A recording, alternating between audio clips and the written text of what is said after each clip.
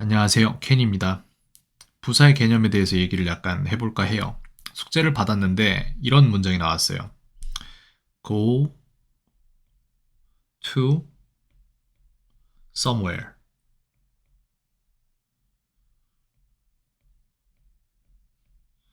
이거를 딱 들었을 때 두 가지 반응으로 갈릴 텐데 어떤 사람은 틀렸네 라고 얘기를 할 것이고 다른 한 사람은 뭐가 잘못된지 모를 거예요. 이게 어떻게 잘못된지를 설명을 해줄 건데 이 부분이 부사 전체에 대한 얘기니까 조금 듣기 싫어도 집중을 해주는 게 좋습니다. 이거 되게 계속해서 앞으로 발목을 잡을 거예요. 노란색은 약간 안 보이네요. 계속 파란색으로 쓰도록 하겠습니다. 전치사죠. 지금 현재 부사에 대해서 얘기를 하고 있는데 전치사라는 용어가 하나가 추가됐어요. 이 용어에 대해서 잘 모르시는 분들은 혼란스러울 테니 설명을 해드리겠습니다. 전치사가 하는 역할은 뭐냐? 뭐뭐에, 뭐뭐로 등등 어떠한 방향성에 대한 그러한 역할을 해요. 얘가 왜 나오죠? 왜냐면은 고라는 동사에 대해서 우리는 알아볼 필요가 있어요. 동사라는 언어 용어가 또 나왔습니다. 따라오셔야 돼요. 못 따라오시겠으면 질문을 따로 주세요. 고라는 동사는 뜻이 뭡니까? 라고 물어보면 한 100명한테 물어보면 80명 이상이 아니 95명 이상이 가다 라고 대답을 하는데 고는 가다가 아니에요. 고는 가다가 아니라 어떻게 되어지다 라는 동사입니다. 예문을 만들자면은 The food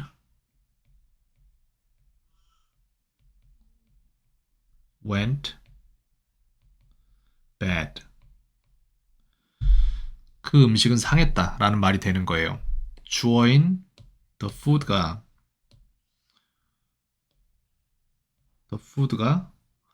어떻게 되어졌다? 되어졌다. 어떻게? 나쁘게. 그래서 상했다라는 말이 됩니다. 근데 여기에서 재밌는 거는 고는 어떻게 되어지다라는 뜻인데 go to라고 뒤에 전치사 부분이 나오게 되면 그러면은 얘는 뜻이 바뀌죠. 무슨 뜻이 될까요? 이때 비로소 어디로 가다 라는 말이 되는 겁니다. 왜? 이 전치사가 담당하는 역할 중에 하나가 이거니까. 어디로 이런 부분을 담당을 하잖아요. 그러면 이제 여기에서 의문이 들어야 돼요. 그럼 선생님 저는 틀린 게 없는데요. 분명히 여기에서 예를 들어서 우리가 주어를 쓴다고 치면은 I를 여기다 쓸게요. 그러면 주어 부분인 I와 그 다음에 동사 부분인 go to와 somewhere이라는 어딘가라는 명사를 또한 쓰지 않았습니까? 라고 할 수 있는데 여기가 잘못된 거예요. 이게 명사가 아니에요. 이게 명사가 아니라 부사이기 때문에 그래요. 보라색으로 표시를 하겠습니다. 그럼 이제 우리는 여기에서 질문을 해야 돼요. 부사는 무엇인가라는 질문을 해야 됩니다. 부사.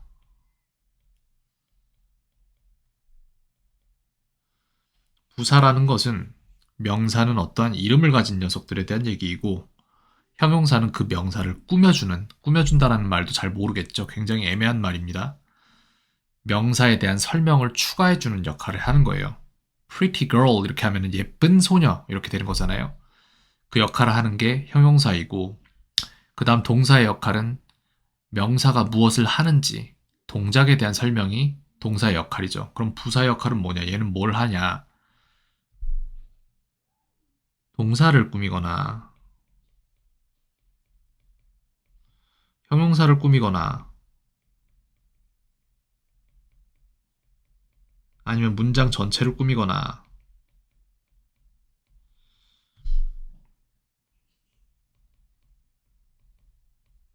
이게 역할이긴 한데 이렇게 말하면은 꾸민다라는 말도 잘 모르는데 대체 어떻게 이해를 하나요? 그래서 오늘은 우리가 지금 하고자 했던 것에만 집중을 할 거예요. somewhere이 명사로 여러분들이 생각했을 때는 이거였잖아요. 이걸 한글로 쓰면은 어느 장소 이렇게 되는 거잖아요. 근데 이게 아니라고요. 이거는 저렇게 써야 되는 게 아니라 어느 장소 노란색이 없으니까 밝은 초록색으로 쓸게요. 라고 이게 합쳐진 부분인 거예요. 그래서 여러분들이 파랑색 명사라고 생각했던 게 사실은 보라색 부사였던 거예요. 어느 장소에. 그렇다면 이거를 한글로 쫙 문장 전체를 풀어볼 때 I go to somewhere 이라고 되어 있는데 얘는 무슨 말이냐면은 나는 어느 장소에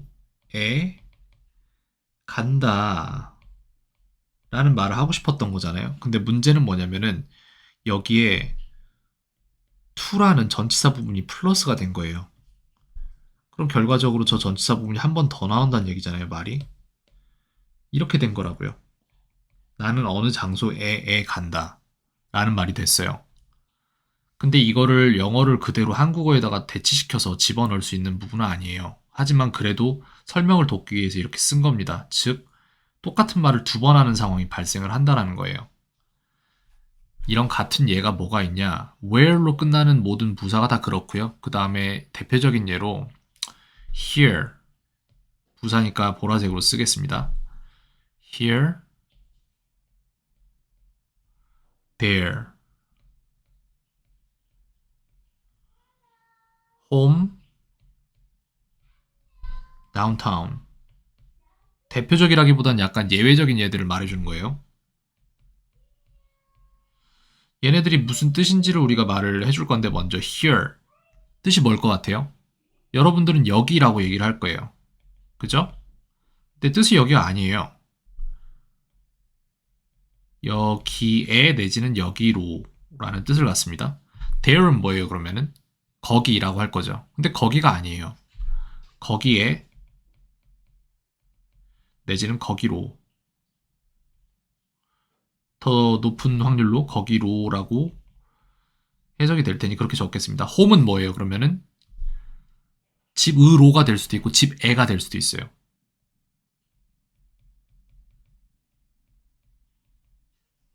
이 두 개가 다 되기 때문에 사람들이 계속 헷갈리는 거예요. 부사가 뭔지를 배우질 못해요, 계속. 그 다음 downtown은 뭐냐면은 시내로라는 말이 되겠죠? 이런 게 있어요.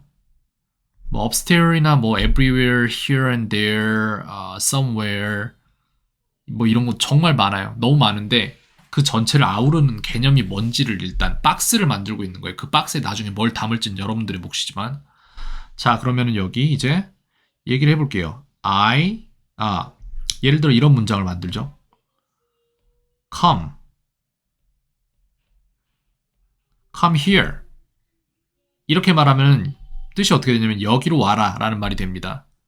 근데 여기에 여러분들이 이거를 망설일 거라고요. 여기에 to가 들어가야 되나? come to here 아니에요 혹시? 이걸 헷갈린다고요 여러분들이. 왜? 우리 한국적인 해석에서는 to가 들어가는 게 맞으니까. 왜냐면 부사에 대한 정확한 이해가 없으니까 그래요. to 안 들어갑니다 여기에. 여기로라고 하는 이 부분에 이미 이게 들어가 있는 거예요 저기에 이미. 그래서 부사에는 전치사가 포함되어 있다고 보시면 돼요. 명사 플러스 전치사가 같이 들어가 있는 게 부사라고 보면은 상당 부분 맞을 수도 있어요. 완전히는 아니겠지만. 그럼 이제 다른 것도 만들어 볼까요? go there 하면 go to there 아니에요? 라고 물어볼 수 있는데 이건 좀 적을 거예요. 숫자가 왜? go there는 들어본 적이 있을 수도 있으니까. 이것 또한 마찬가지로 어디 어디로 라는 이 부분을 포함하고 있기 때문에 그래요. 여러분들이 명사라고 생각했던 것이 명사가 아니라고요. 그러면은 집으로 가 라고 하거나 뭐 go home이라고 할게요. go home 그럼 집으로 가 이렇게 되는 거예요. 선생님 아까 to 안 들어가면 어떻게 되다라면서요. 근데 여기에서 이미 전치사 역할을 방향성을 제시를 해줬기 때문에 그렇기 때문에 go to home이 아닌 거예요. to는 이미 home에서 역할을 하고 있기 때문에 어떻게 되어지다라는 동사가 아닌 어디로 가다라는 동사로 인식이 된다고요. 그 다음 go downtown도 마찬가지예요. 이것도 시내로 가다가 되는 거예요. 선생님 아까 go는 뭐뭐가 되어지다니까 go downtown이면은 다운타운이 되어지다, 시내가 되어지다 아닌가요? 아니에요.